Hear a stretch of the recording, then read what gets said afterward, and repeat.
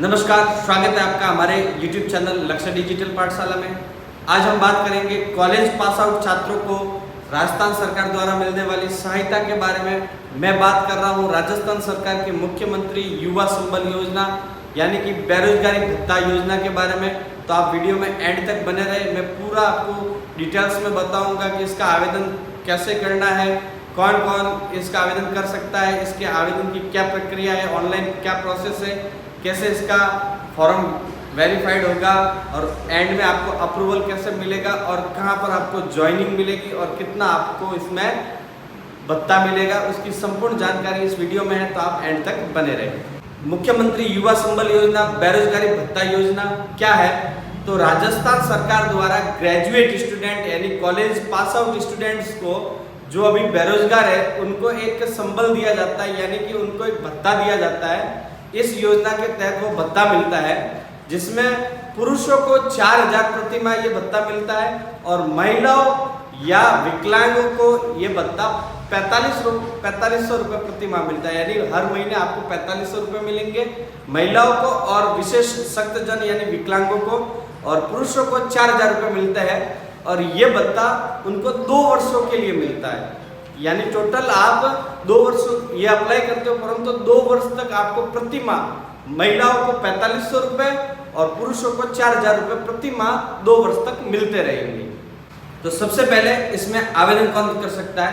तो इस योजना में ग्रेजुएट यानी जिन्होंने कॉलेज फाइनल कर रखी है, भले BA हो, BCom हो, BSc हो, BTech हो, कोई भी कैटेगरी में या कोई भी संकाय में उन्होंने अगर कॉलेज कर रखी है यानी ग्रेजुएशन कंप्लीट कर रखी है, वो कैंडिडेट इसमें आवेदन कर सकते हैं। बॉयज़ भी कर सकते हैं, गर्ल्स भी कर सकते हैं। कैटेगरी की बात करें तो general, EWS, OBC, SC, ST, EBC या MBC कोई भी कैटेगरी के कैंडिडेट इसमें आवेदन कर सकते हैं। तो ये सभी के लिए ये योजना है। अब दूसरा टॉपिक ये है कि इसका आवेदन कैसे करना है। तो मैं आपको बताऊं, कैंडिडेट की खुद की SSO ID होनी चाहिए, जिसमें एक ऑप्शन आएगा एक्सचेंज मैनेजमेंट सिस्टम है, एम्प्लॉयमेंट एक्सचेंज मैनेजमेंट सिस्टम। उस ऑप्शंस में जाकर इसका एक रजिस्ट्रेशन करना है और वहां पर जो भी डॉक्यूमेंट मांग रहे हैं वो अपलोड करके इसका फॉर्म ऑनलाइन करना है। अब तीसरी जो इम्पोर्टेंट बात है वो इसके डॉक्यूमेंट से रिलेटेड है। तो इसमें डॉक्यूमेंट क्या चाहिए तो मैं आपको बता दूं। सबसे पहले तो आपके पास जो भी डॉक्यूमेंट मैं बता रहा हूँ वो ओरिजिनल स्कैन करने आपको, वरना आपके सेंड बैक आता है यानी ऑब्जेक्शन आता है। तो सबसे पहले तो आपका आधार कार्ड अपडेट होना चाहिए, जिसमें आपके OTP आता है, उससे ही वेरिफिकेशन होगा। दूसरा जन आधार आपके पास होना चाहिए, एक पासपोर्ट साइज फोटो, उसके अलावा 10वीं की ओरिजिनल मार्कशीट, इसको अलावा आपके कॉलेज फाइनल की ओरिजिनल मार्कशीट होनी चाहिए, आपके पास मूल निवास होना चाहिए। उसके अलावा आपके पास बैंक डायरी, और विशेष ध्यान रखना bank diary only for SBI की ये एक्सेप्ट होगी, दूसरा कोई भी बैंक है वो उसमें एक्सेप्ट नहीं होगा। तो आपके पास SBI यानी स्टेट बैंक ऑफ इंडिया का खाता होना चाहिए। इसके अलावा SC ST है तो उनके लिए जाति प्रमाण पत्र, अगर कोई विकलांग है तो उसका विकलांगता प्रमाण पत्र होना जरूरी है। उसके अलावा एक 4 पेज का आय प्रमाण पत्र आएगा। विशेष ध्यान ये रखना है, ये आय प्रमाण पत्र स्टूडेंट के खुद के नाम से भरा जाएगा, जिसमें वो 4 पेज का फॉर्म होगा। उसमें फोटो भी स्टूडेंट खुद का लगेगा और उसमें उसके नाम से ही भरना है, और उसमें इनकम उनकी फैमिली की भरनी है, पर फॉर्म स्टूडेंट के नाम से आएगा। वो अलग से आप गूगल पर जाकर सर्च करना तो वहाँ आपको मिल जाएगा ये इसका फॉर्म। तो वो फॉर्म पूरा फिल करना है, उसमें फर्स्ट ग्रेड साइन भी करवाना है, नोटरी करवाकर वो भी अपलोड करना है। तो ये मुख्य डॉक्यूमेंट रहेंगे। एक बार मैं वापस बता देता हूँ, आधार कार्ड होना चाहिए, जन आधार कार्ड होना चाहिए, आपका फोटो होना चाहिए, आपके पास 10वीं की ओरिजिनल मार्कशीट, आपके कॉलेज फाइनल की ओरिजिनल मार्कशीट, आपके पास बैंक डायरी होनी चाहिए, मूल निवास होना चाहिए। इसके अलावा अगर SC ST है तो आपके पास जाति प्रमाण पत्र, विकलांग है तो विकलांग प्रमाण पत्र, और इसके अलावा 4 पेज का आय प्रमाण पत्र आपके पास होना चाहिए।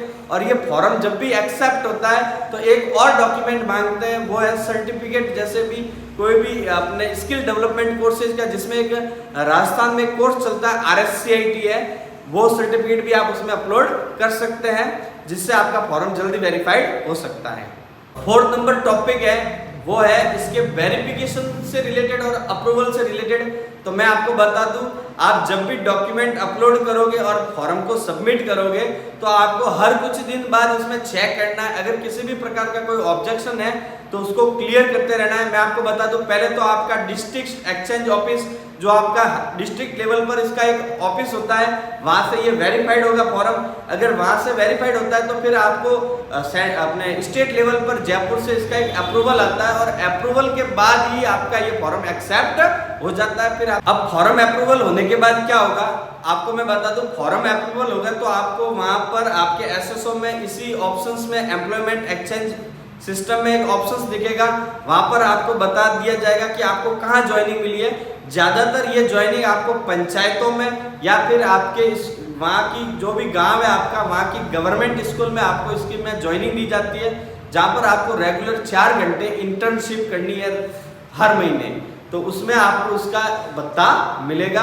विशेष ध्यान ये रखना है कि आपको वहां से एक ज्वाइनिंग लेटर मिलेगा। वो ज्वाइनिंग लेटर पर आपको अगर पंचायत में मिला है तो पंचायत के जो भी अधिकारी है वो साइन करके देंगे, वो वापस अपलोड करना है और हर मंथ आपको उसमें अटेंडेंस भी अपलोड करनी है। और स्कूल से है तो स्कूल के प्रिंसिपल आपको उसका ज्वाइनिंग लेटर पर साइन व सील करके देंगे, तो वो आपको एसएसओ में वापस अपलोड करना है और वहां से वो रेगुलर आपको अटेंडेंस भी हर महीने अपलोड करनी है। तो उससे आपका भत्ता है जो भी है वो आपके खाते में जमा होता जाएगा। ये डीबीटी सिस्टम में पूरा पेमेंट आपको ऑनलाइन खाते में ही आपके एसबीआई अकाउंट में जमा होगा।